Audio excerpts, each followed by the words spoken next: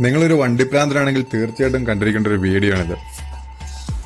കേരളത്തിലെ off road നിരത്തുകളിൽ തരംഗം സൃഷ്ടിച്ചുകൊണ്ടിരിക്കുന്ന Sam Kurian കളരിക്കലിന്റെ ഗാരേജും വർക്ക്ഷോപ്പുമാണ് ഇന്നത്തെ വീഡിയോയിൽ.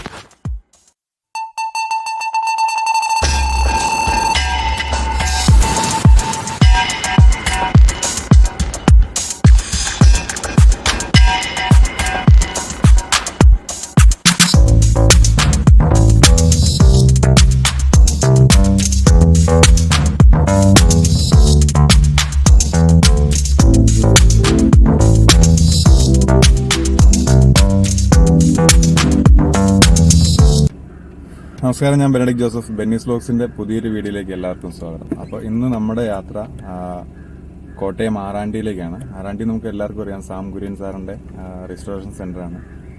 അപ്പോൾ നമ്മുടെ വണ്ടി കഴിഞ്ഞ ആഴ്ച കൊല്ലത്ത് വെച്ചിട്ട് ഒന്ന് പണി മുടക്കിയായിരുന്നു. എൻ്റെ ഹൃദയം ഊരി താഴെ പോയി. അപ്പോൾ അത് റീസ്റ്റോർ ചെയ്യണം. അത്യാവശ്യം നല്ല പണിയുണ്ട്, എക്സ്പെൻസീവ് ആയിട്ടുള്ള പണിയാണ്, എഞ്ചിൻ പണിയാണ്. അപ്പോൾ അതിന് അഡ്വാൻസ് ചെയ്യണം. വണ്ടി നമ്മൾ കൊല്ലത്തുനിന്നും ഒരു ക്രെയിൻ കയറ്റി വിട്ടിട്ടുണ്ടായിരുന്നു. അപ്പോൾ അത് നേരിട്ട് ഇതുവരെ പോയിട്ടില്ല. ഏതായാലും ഒന്ന് പോയി പണികളൊക്കെ നോക്കി ഒന്ന് അഡ്വാൻസ് കൊടുക്കാനുണ്ട്. അപ്പോൾ അത് ചെയ്യണം. അങ്ങനെയാണ് നമ്മുടെ ഇന്നത്തെ യാത്ര. അപ്പോൾ എൻ്റെ കൂടെ ഇന്ന് വന്നിരിക്കുന്ന എൻ്റെ കസിൻ ലിൻഡോ മാത്യു ആണ്. അപ്പോൾ ഞങ്ങൾ രണ്ടുകൂടെയാണ് ഇന്ന് ആറാണ്ടിയിലേക്ക് പോകുന്നത്. അപ്പോൾ നമുക്ക് ഏതായാലും വീഡിയോയിലേക്ക് പോവാം. നമുക്ക് അവിടെ നിന്ന് വീഡിയോ എടുക്കാൻ പറ്റുമല്ലോ അറിയില്ല. ഈ കാണുന്ന വളരെ ചെറിയൊരു ബോർഡാണ് ആറാണ്ടി ഓട്ടോ കാറ്റലിസ്റ്റിൻ്റെത്. ഇത് സാം കുര്യൻ സാറിൻ്റെ വീടും ഗ്യാരേജും ഒരുമിച്ച് തന്നെയാണ്. ഒരു വണ്ടിപ്രാന്തിനെ മത്തുപിടിപ്പിക്കാൻ ആവശ്യമായ സകല സാധനങ്ങളും ഈ വീടിൻ്റെ മുറ്റത്തുണ്ട്. തുടക്കം തന്നെ കാളവണ്ടിയിൽ നിന്നാണ്. ഹ്യുണ്ടായി കോന ഇലക്ട്രിക്, ഒരു BM 3 സീരീസ്, ഇസുസു MUX തുടങ്ങിയ വണ്ടിയിലാണ് മെയിൻ കാർ പോർച്ചിൽ കിടക്കുന്നത്. അതിന് തൊട്ടടുത്തായിട്ട് തന്നെയാണ് നമ്മുടെ വണ്ടിയും കിടക്കുന്നത്. എല്ലാവരെയും സംബന്ധിച്ച് അവരവരുടെ ജീപ്പ് വളരെ സ്പെഷ്യലായിരിക്കും. അപ്പോൾ നമ്മുടെ വണ്ടി നമുക്കും സ്പെഷ്യലാണ്. ഇതൊരു ആർമി ഡിസ്പോസൽ വണ്ടിയാണ്. ആർമിയുടെ സ്പെക്കുകളെല്ലാം ഉള്ള ഒരു വണ്ടിയാണ്. ഫ്രണ്ട് 4 വീൽ ഡ്രൈവ് ആണ്. ഫ്രണ്ട് വീൽ ഹബ്ബുണ്ട്, ഫ്രീ വീൽ ഹബ്ബുണ്ട്. അതുപോലെ തന്നെ ഡിസ്ക് ബ്രേക്കാണ്. ഇതിൻ്റെ ടയർ സൈസ് 16 ഇഞ്ചാണ്. അപ്പോൾ നമുക്ക് വണ്ടിയുടെ മേജറായിട്ടുള്ള കംപ്ലൈൻറ്റുകൾ നോക്കാം. ആദ്യമായിട്ട് മാറേണ്ട ഈ വയറിംഗ് കിറ്റാണ്. അതുപോലെ തന്നെ നമ്മുടെ എൻജിൻ ഭാഗം ചെറിയൊരു കംപ്ലൈൻറ്റേ ഉള്ളൂ. പിസ്റ്റൺ ചെറുതായിട്ടൊന്ന് പിടിച്ചായിരുന്നു, അതുപോലെ ക്രാങ്കൊന്ന് ഒടിഞ്ഞു പോയി. വേറെ കാര്യമായ കംപ്ലൈൻ്റ് ഒന്നുമില്ല. 10 വർഷത്തോളം ഇന്ത്യൻ ആർമിക്ക് വേണ്ടിയിട്ടും 10 വർഷത്തോളം നമുക്ക് വേണ്ടിയിട്ടും പണിയെടുത്ത എൻജിനല്ലേ. തൽക്കാലം നമുക്കത് ക്ഷമിക്കാവുന്ന ഒരു കുറ്റമായിട്ടേ ഉള്ളൂ. എൻജിൻ റൂമൊക്കെ അത്യാവശ്യം വൃത്തിയായിട്ടോ, കാര്യമായ ഓയിലും കാര്യങ്ങളൊന്നുമില്ല.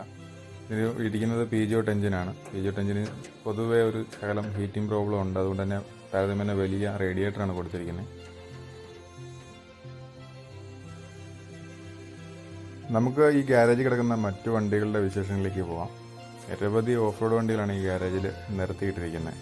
അപ്പോൾ ഈ കാണുന്ന വണ്ടി ഒരു ആർമി ജീപ്പ് തന്നെയാണ്, ആർമി ഡിസ്പോസൽ ജീപ്പ് തന്നെയാണ്.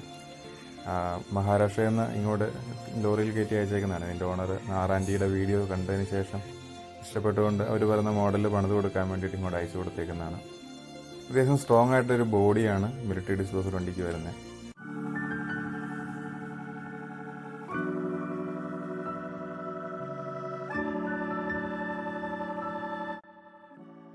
അതുപോലെ തന്നെ റിമ്മിനും ടയറിനും വെയിറ്റ് കൂടുതലായിട്ട് ബാക്കിലെ ഡോറിന് ചെറിയ വ്യത്യാസങ്ങളുണ്ട്.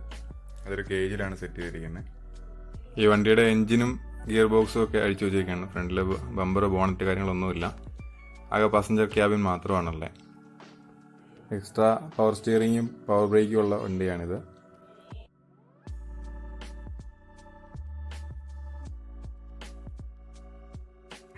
ഈ കിടക്കുന്നത് ഒരു കിണ്ണം കാച്ചിയ വണ്ടിയാണ് കേട്ടോ.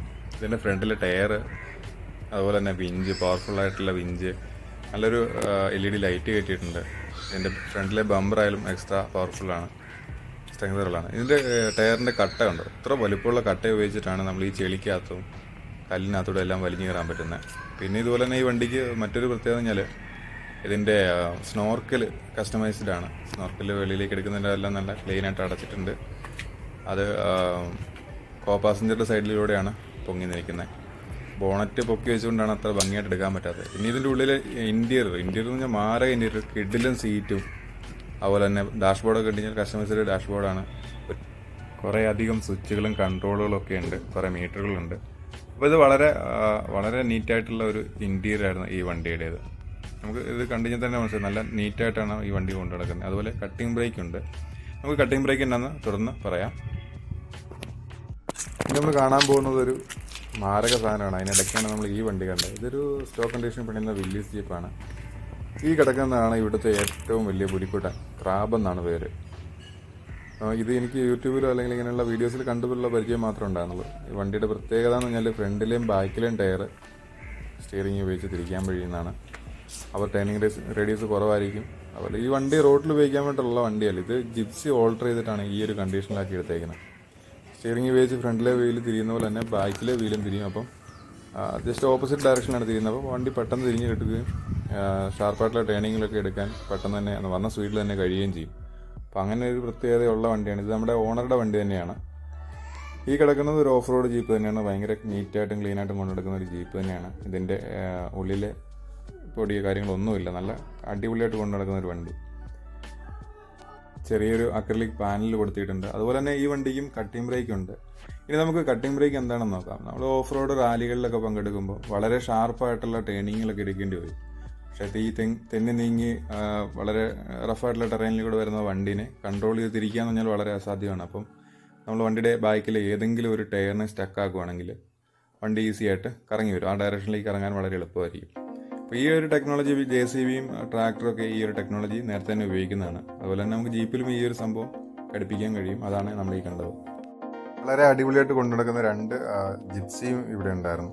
ഇതിൻ്റെ എല്ലാത്തിൻ്റെയും പ്രത്യേകിച്ച് എല്ലാ വണ്ടിയുടെയും ഫ്രണ്ടിലെ ബോണറ്റ് പൊക്കി വെച്ചേക്കാണ്. അപ്പോൾ ബോണറ്റ് പൊക്കി വെച്ച് കഴിഞ്ഞാൽ നമുക്ക് ആ ഒരു ഭംഗിയിലെടുക്കാൻ കഴിയില്ല.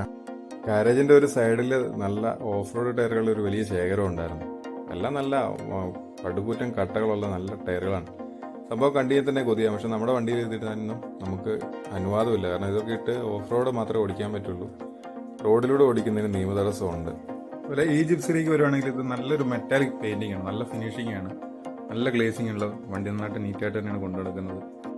ഇതിൻ്റെ മുൻപിലേക്ക് വരുവാണെങ്കിൽ നല്ല സ്ട്രോങ് ആയിട്ടുള്ള ഒരു മെറ്റൽ ബമ്പറും അതുപോലെ തന്നെ വിഞ്ചും കൊടുത്തിട്ടുണ്ട്.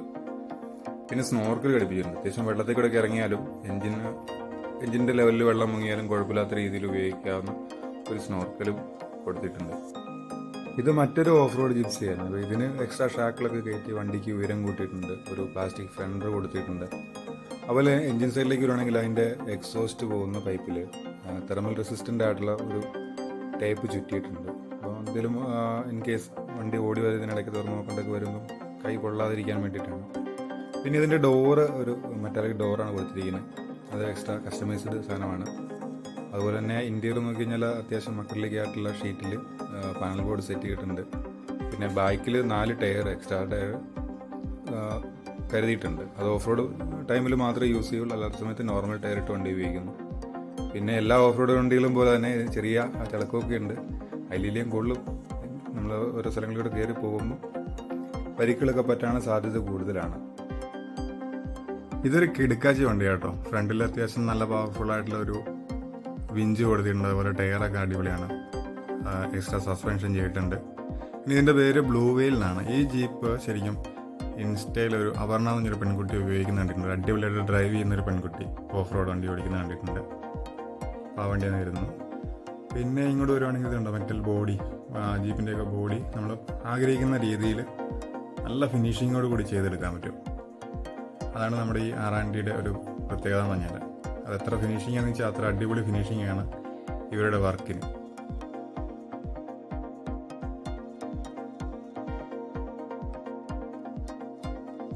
ഇതാണ് ബ്ലൂ വെയിലിൻ്റെ പിന്നിന്നുള്ള ഒരു വ്യൂ. ഇതിന് എക്സ്ട്രാ ഷാക്കിലൊക്കെ എടുത്ത് വണ്ടിയുടെ ഹൈറ്റ് കൂട്ടിയിട്ടുണ്ട്. അതുപോലെ സസ്പെൻഷനൊക്കെ അടിപൊളിയാക്കിയിട്ടുണ്ട്. പിന്നെ വൈഡായിട്ടുള്ള ടയറാണ് ഇട്ടിരിക്കുന്നത്. ഒരു ഫെൻഡറുണ്ട് ബാക്കിൽ നോക്കുമ്പോൾ. ഇൻറ്റീരിയറെല്ലാം അടിപൊളിയായിട്ടുള്ള ഇൻറ്റീരിയറാണ്. നന്നായിട്ട് നീറ്റായിട്ട് തന്നെയാണ് വണ്ടി ഉപയോഗിക്കുന്നത്. ഓഫ് റോഡ് പോകുന്ന വണ്ടിയാകുമ്പോൾ അവർ എങ്ങനെയായാലും മെയിൻ്റനൻസ് ഒക്കെ കൃത്യമായിട്ടായിരിക്കും ചെയ്യുന്നത്. പക്ഷേ ഈ വർക്ക്ഷോപ്പിൽ എന്നെ ഏറ്റവും കൂടുതൽ ആകർഷിച്ചൊരു വണ്ടിയാണ് നമ്മൾ ഏറ്റവും അവസാനം കാണിക്കാൻ പോകുന്നത്. അതിൻ്റെ പേര് ജോങ്ക എന്നാണ്. ഇന്ത്യൻ മിലിറ്ററി ഉപയോഗിച്ച് ഒരുപാട് വർഷങ്ങൾക്ക് മുമ്പ് ഉപയോഗിച്ചിരുന്നൊരു വണ്ടിയായിരുന്നു ജോങ്ക. പിന്നെ അത് ഡിസ്പോസ് ചെയ്തു. ആ വണ്ടി ഉപയോഗിക്കുന്ന നിർത്തി. പിന്നെ മറ്റു പല വണ്ടികളായി ഉപയോഗിക്കുന്നത്. പക്ഷേ ആ വണ്ടിയുടെ എഞ്ചിനും ചേസും ആണെങ്കിലും ഇത് അതുമായിട്ട് യാതൊരു ബന്ധവുമില്ല. ഇത് പൂർണ്ണമായിട്ടും കസ്റ്റമൈസ്ഡ് ആയിട്ടുള്ള ഒരു ബോഡിയും ഫ്രെയിമുമാണ് ഇതിന് ഉപയോഗിച്ചിരിക്കുന്നത്.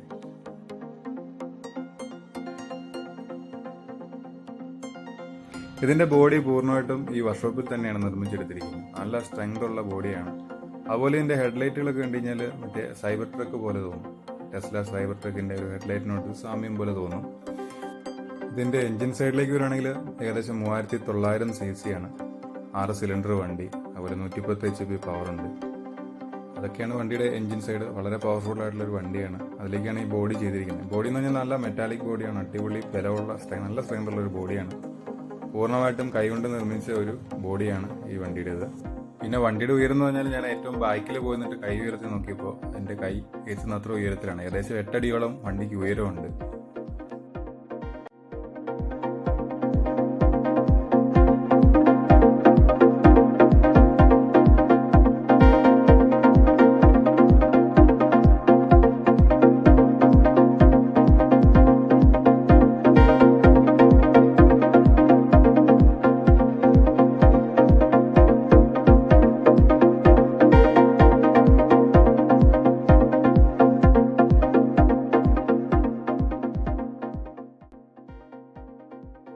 ഇവിടെ പണിക്ക് വരുന്ന വണ്ടികളെല്ലാം തന്നെ അത്യാവശ്യം നല്ല അടിപൊളി വണ്ടികളാണ്. അത്യാവശ്യം നന്നായിട്ട് മെയിൻറ്റെയിൻ ചെയ്യുന്ന ഒരുവിധപ്പെട്ട എല്ലാ എക്യുപ്മെൻസുകളും ഉള്ള ഓഫ് റോഡ് ഗിയേഴ്സ് എല്ലാം ഉള്ള വണ്ടികളാണ് ഇവിടെ നിലവിൽ കണ്ടിട്ടുള്ളതെല്ലാം. ഈ വണ്ടിയിലായാലും നല്ലൊരു വിഞ്ചും പവർഫുള്ളായിട്ടുള്ളൊരു ഫ്രണ്ട് ബമ്പറും ഉണ്ട്, അതുപോലെ തന്നെ സ്നോർക്കലും ഉണ്ട്. ഏകദേശം 1 മാസത്തെ വർക്ക് നമ്മുടെ വണ്ടിക്ക് ഉണ്ടാവും. അപ്പോൾ അതിനുശേഷമാണ് വണ്ടി നമ്മൾ എടുക്കുന്നത്. അപ്പോൾ ഇടയ്ക്ക് വർക്ക്ഷോപ്പ് വിശേഷങ്ങളും കാര്യങ്ങളൊക്കെ ആയിട്ട് ചില വീഡിയോസ് ഉണ്ടാവും. ഈ ചാനൽ ഇതുവരെ സബ്സ്ക്രൈബ് ചെയ്യാത്തവർ സബ്സ്ക്രൈബ് ചെയ്യണമെന്നും നിങ്ങളുടെ നിർദ്ദേശങ്ങളും അഭിപ്രായങ്ങളും കമൻറ്റുകളായി രേഖപ്പെടുത്തണമെന്ന് അഭ്യർത്ഥിക്കുന്നു. മറ്റൊരു വീഡിയോയുമായി കാണും വരെ ഗുഡ് ബൈ.